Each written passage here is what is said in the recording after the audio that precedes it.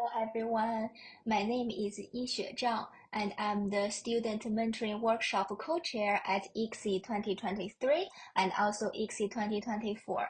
The reason we are recording this video is because we know that our funding was limited to support all the students we wanted to come to ICSE 2023 in Melbourne, Australia.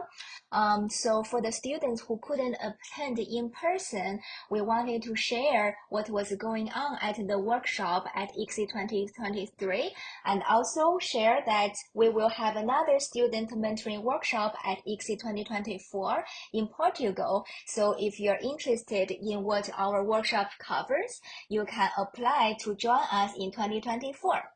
All right, so we wanted you to know that you're not missing out. I will talk about what our workshop covered during the ICSE 2023. That was in May in Australia, Melbourne.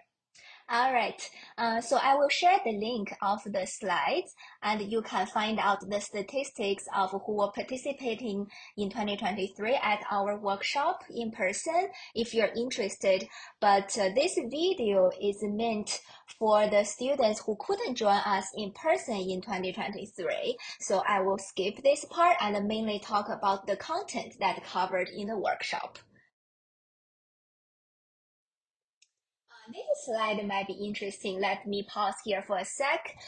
So we also asked our participants about what are their biggest challenges that they face in their study. And here are the top 5: research method, studying in a foreign country, and burnout, high stress, mental health issues, and low self-confidence and imposter syndrome. So the reason I want to highlight it here is that these are very, very common and normal because research is not that easy. As you know, it has a steep learning curve in the beginning, but I promise it gets better and better. So I want to share it here for you to know that you're not alone if you experience one of these, and those are the top 5 reported challenges from our participants. All right.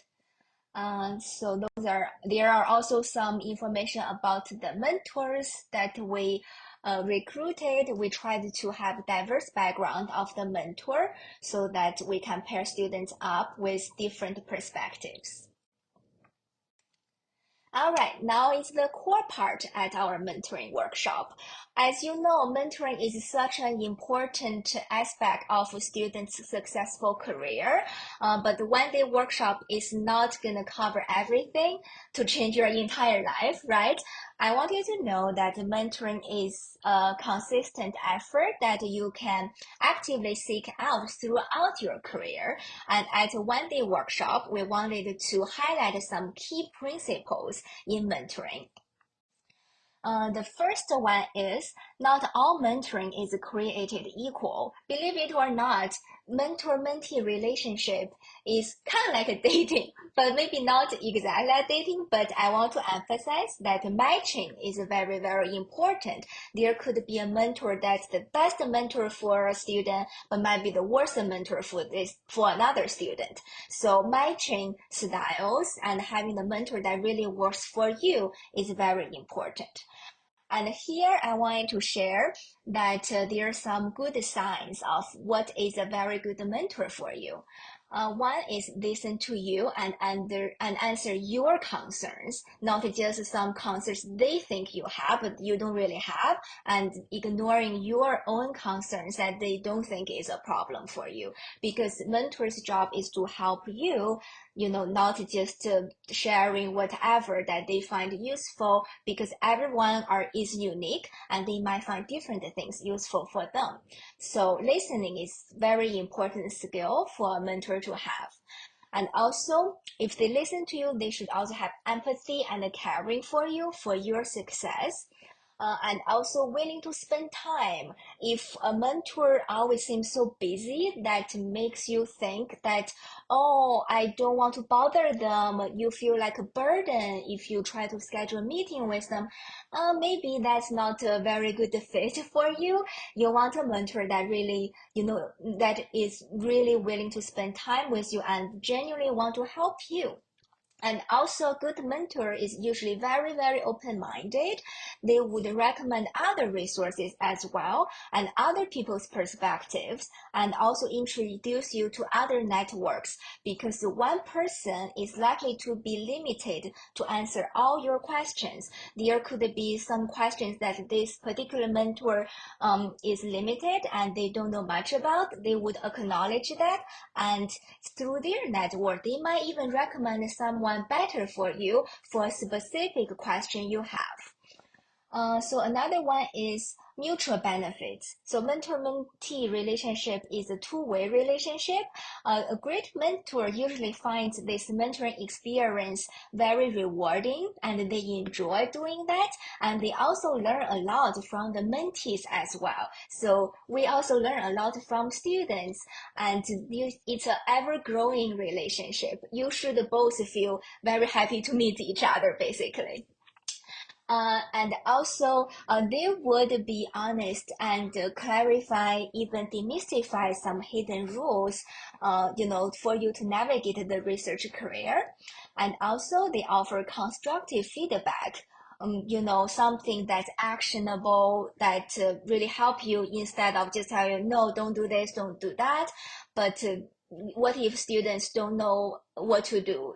I know I don't need to do this, but how can I, improve this in certain ways? So they would give you actionable items, and if they cannot, they might recommend someone else who could. Also, they should increase your confidence and build accountability for you to improve you, instead of demotivating you, or your heart will tell you how you feel about this mentor-mentee relationship, actually. And yeah, if it's working well, it should be really, really fun and enjoyable to do. You should be looking forward to another mentor-mentee meeting and so on, instead of feeling scared or reluctant to meet. Then maybe that's not a good sign to maintain that relationship. You might want to find a different mentor that works better for you. Again, it's more about a matching, and the mentor could work better for some other mentees. But if it's not working for you, you should really find someone that you feel very, very comfortable with and you like meeting. And the second key point I wanted to emphasize is don't listen to all advice. Believe it or not, this is the best advice I got from Rising Star workshop at UIUC, from Professor Robin Kravitz. And she said that was the best advice she's ever got. Then it became the best advice I've ever got as well. So if you don't know about Rising Stars workshop, it's very nice. It's for graduate students, mostly women, to navigate academic career. So basically, at that workshop, this is one of the first advice Robin gave us. She said during a workshop of, like this type, like Rising Star or this one we're having here, the student mentoring workshop, you're likely to get so much advice, right? But the key is find the ones that work for you. And there's really no need to listen to all the advice to feel overwhelmed. You will know what are the suitable advice for you, and those are the ones those are the only ones that you need to follow, not all of them. And the third key point we wanted to emphasize is that, as I mentioned earlier, one person is likely to be limited, right? Because we all have different experiences, and you probably want to build a mentoring network, because for you to have a successful career, it actually takes a village from people of different expertise and experiences. Let me give you some examples. So imagine this is you in the center, and you want to build a network that works for you.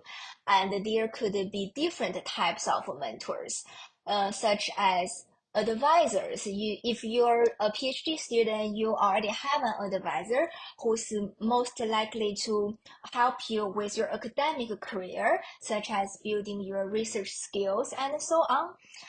There's also sponsors. They advocate on your behalf, and you can also think them as your champions. So sometimes your advisor is also your sponsors. They I advertise for you like papers acceptance or there's a talk and you're on the job market and things like that. So yeah, sponsors would really nominate you and make people aware of your strengths and also connect you to important people. And then you might have other mentors, right? And also the mentors are for specific problems such as career path or even mental health. Like your therapist could be your mentor as well on specific mental health issues, for example. uh, there are different roles. Oh, also contacts. Contacts are like the people you know, and you, for example, when you go to a conference, you will get a lot of contacts. Over time, maybe some will evolve into your mentor or even sponsors, right? So that's why it's very, very important to go to these conferences like ICSE, and we will have sessions on how to network at a bigger conference too. It's very, very important to build your network because you never know how it will evolve into.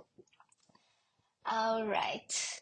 I wanted to also emphasize that these are just roles: contact, advisors, sponsors, and mentors. It could be one person can be in all the roles, and also maybe you will have multiple people in different roles. So yeah. That's it for this. Those are the key points we wanted to emphasize about mentoring. It's a long journey, and to take the best out of it, you want to keep doing it and even involve your mentoring relationships, because at different time of your career, you probably will have different questions and different priorities. You might find different people's experiences and advice helpful for you. And then those are some actionable items that you can ask yourself about finding a good mentor. First of all, you need to know what do you need. So you have a goal, so you know who you should find. Not the, I don't know, most successful person in the world, but do they really have the experience to answer your specific needs, right?